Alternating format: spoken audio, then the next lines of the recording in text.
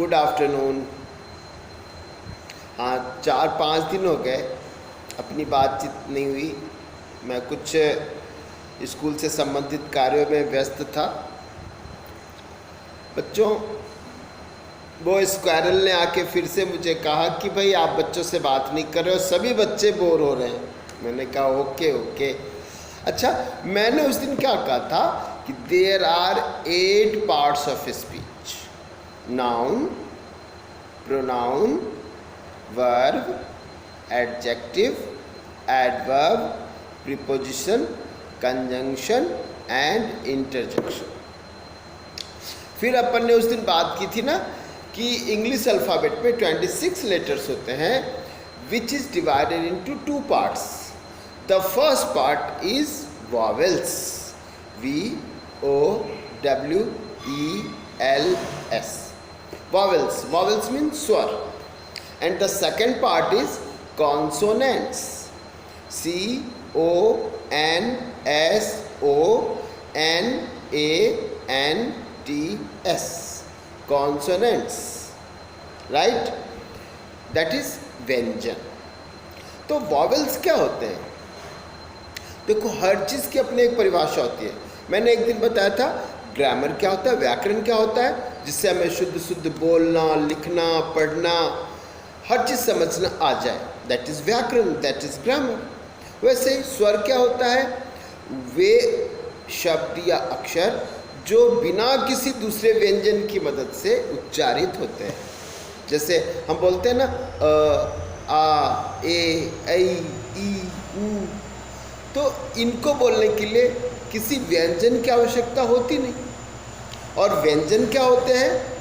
वे शब्द या अक्षर जो हमेशा स्वर की मदद से ही उच्चारित हो सकते हैं, जैसे क, क, च, ट, प, य, है ना। तो बच्चों, एक चीज़ बहुत अच्छी चीज़ है जो हमको समझना चाहिए, स्वर और व्यंजन। इंग्लिश में there are 5 vowels: A, E, I, O, U. अच्छा, मेरे साथ रिपीट करो: ए, ई, आई, ओ, यू। और बाकी जो 21 लेटर रह गए वो क्या? कॉन्सोनेंट हो गए। बेसिक रूल यही है। बाद में हम बताएंगे सेमी वॉवेल्स क्या होते हैं। तो अभी तो आप ये समझें कि 21 क्या हो गए? व्यंजन। ए को छोड़ दो, बी, सी, डी, ई को छोड़ दो, एफ, जी, एच, आई को छोड़ दो, जे, के, एल, एम, एन, ओ को छोड़ दो, P, Q, R, S, T, U को छोड़ दो, V, W, X, Y, Z. अब ये 21 हो गए ना, ये सभी कॉन्सोनेंट कहलाते हैं। अच्छा, मैंने बताया था 2 आर्टिकल्स, है ना, याद है? 2 आर्टिकल्स कौन कौन? एक तो इंडेफिनिट और एक डिफिनिट। अच्छा, इंडेफिनिट आर्टिकल कितने तरह के होते हैं?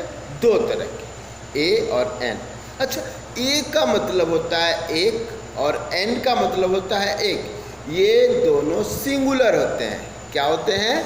सिंगुलर, यानी एक वचन।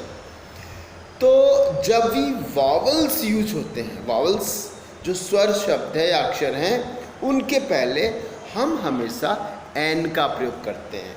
A N N, N means एक, 1, राइट। जैसे ए से बना एप्पल, एप, तो एन एप्पल, एन एप। ई से बना एग, एलिफेंट, तो एन एग, एन एलिफेंट। आई से एन इंकपोट, राइट। ओ से एन ऑरेंज, एंड यू से एन अम्ब्रेला। वैसे ही जब हम इस तरफ कॉन्सोनेंट की तरफ देखेंगे तो ए बुक, ए का यूज होगा। ए का मतलब ही एक होता है, ये भी सिंगुलर है, very simple. A book, a cat, a doll. तो इस तरह आप हमेशा याद रखें कि जो वॉवेल्स होते हैं उनके पहले एन का ही प्रयोग करते हैं, और जो कॉन्सोनेंट्स होते हैं उनके पहले ए का प्रयोग करते हैं। ये इतनी छोटी सी बात और सीधी सी बात नहीं है जितना आपको मैं समझा रहा हूँ और आपको ऐसा महसूस हो रहा है। एक्चुअली इसके पीछे बहुत बड़ा कैलकुलेशन है। अब ध्यान से समझना, अगर ए और एन का प्रयोग करेंगे जो एक डिटर्मिनर्स भी है, निर्धारक भी है, जो हम आपको अगले वीडियोस में बताएंगे, उसमें क्या होता है कि जब तक नाउन नहीं आ जाए तब तक ए या एन का प्रयोग नहीं कर सकते। जैसे आई हैव डैश एप्पल, तो एप्पल है तो ए आ गया ना, तो एन का प्रयोग करेंगे, राइट।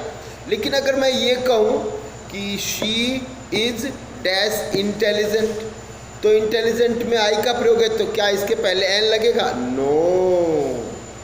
अब पूछोगे क्यों?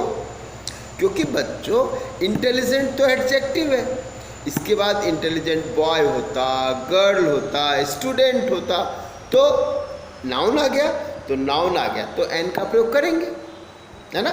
She is an intelligent student. Okay, तो इतना ध्यान रखना है कि ये सिंगुलर नाउन होना चाहिए, है ना। क्या होना चाहिए? Singular noun. अगर सिंगुलर नाउन नहीं है तो ए या एन का प्रयोग हम नहीं कर सकते। अगर प्लूरल नाउन है तो नहीं कर सकते, अगर अनकाउंटेबल नाउन है तो नहीं कर सकते। एक स्थिति आएगी जब मैं आपको बताऊंगा ए लिटिल का यूज़ कैसे करते हैं, क्योंकि वहाँ पे ए लिटिल जॉइंट वर्ड है, तो वो आगे की बात है। बट आप सिंपली ये समझें कि जब तक सिंगुलर नाउन नहीं हो तब तक आप ए एन का प्रयोग नहीं कर सकते, राइट। शर्त एक और है, काउंटेबल भी होना चाहिए। ए का मतलब एक है तो ये काउंटेबल के साथ, संख्यावाची शब्दों के साथ ही आएगा ना, है ना। और इससे बहुत ही महत्वपूर्ण बात कि क्या सिर्फ हम इन अक्षरों को देखें कि ए आई ओ यू है तो एन लगा दे, बाकी है तो ए लगा दे? नो। फिर प्यारे बच्चों, जब हम ए और एन का यूज़ करते हैं तो हम इस बात को गहराई से मानते हैं, सर्वे करते हैं, जांचते हैं कि इसकी साउंड क्या है। अब एक सेंटेंस है, Ramesh is dash honest man, तो आप एक बात बताओ, ऑनेस्ट है ना, स्पेलिंग क्या है? HONEST, तो ये तो एच से शुरू हो रहा है, तो ज़्यादातर बच्चे क्या लगा देते हैं? ए, और ये गलत हो जाता है, क्योंकि ऑनेस्ट को जब हम बोलते हैं तो यह एक वॉवल साउंड देता है, ऑनेस्ट, अ का उच्चारण आ रहा है। और आप सिंपली ये बात मान लो कि अगर उच्चारण अ, आ, छोटी, बड़ी, छोटा ऊ, बड़ा ऊ, ए, ऐ, ओ, औ, अंग, अ, इस तरह के अक्षर अगर शुरू में उच्चारित है, मीन्स इनका साउंड आ रहा है, वॉवल साउंड आ रहा है। इंग्लिश में तो 5 ही हैं, ए, ई, आई, ओ, यू। अगर इनका साउंड आएगा और अगर ये सिंगुलर नाउन है और काउंटेबल नाउन है तो हम एन का प्रयोग करेंगे। अन्यथा अगर ये कॉन्सोनेंट साउंड दे रहे हैं तो ए का प्रयोग करेंगे। तो यहाँ पे ऑनेस्ट, ऑनेस्ट, अ का उच्चारण आ रहा है, इसलिए एन होगा, राइट। अच्छा, वैसे ही मान लो लिखा हुआ है I have dash 1 rupee note, तो 1 है तो ONE 1 होता है, तो आप ओ देख के फट से एन लगा दोगे, गलत हो जाएगा। क्यों? क्योंकि उसको पढ़ो तो सही एक बार, क्या है? 1, 1, व का उच्चारण इंग्लिश होता है वी और डब्ल्यू, वी और डब्ल्यू दोनों ही कॉन्सोनेंट हैं, है ना यहाँ पे।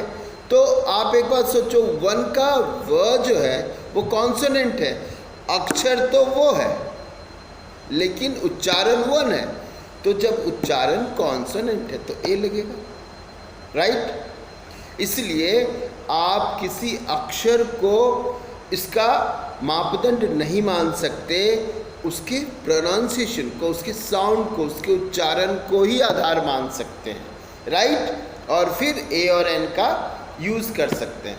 अब मैं कुछ एक पेज में कुछ लिखकर भेजता हूँ, है ना, तो आप इसको ध्यान से करना और फिर मेरे को रिप्लाई करना, ठीक है। ये छोटी सी ये भी फिनिश नहीं हुई है, बट क्योंकि आप बोर हो रहे थे इसलिए मैं आपको ये समझा रहा था, राइट। अब मैं आपको अगला जो वीडियो है, या अब तो मैं फ्री हूँ, बिल्कुल निश्चिंत रूप से हूँ, तो मैं आपको अगले वीडियो में AN से संबंधित और भी बात है, लेकिन पहले उससे पहले आपको जवाब देना होगा। अगर आप जवाब नहीं दोगे तो मैं नहीं बताऊँगा, right. Have a good day, bye.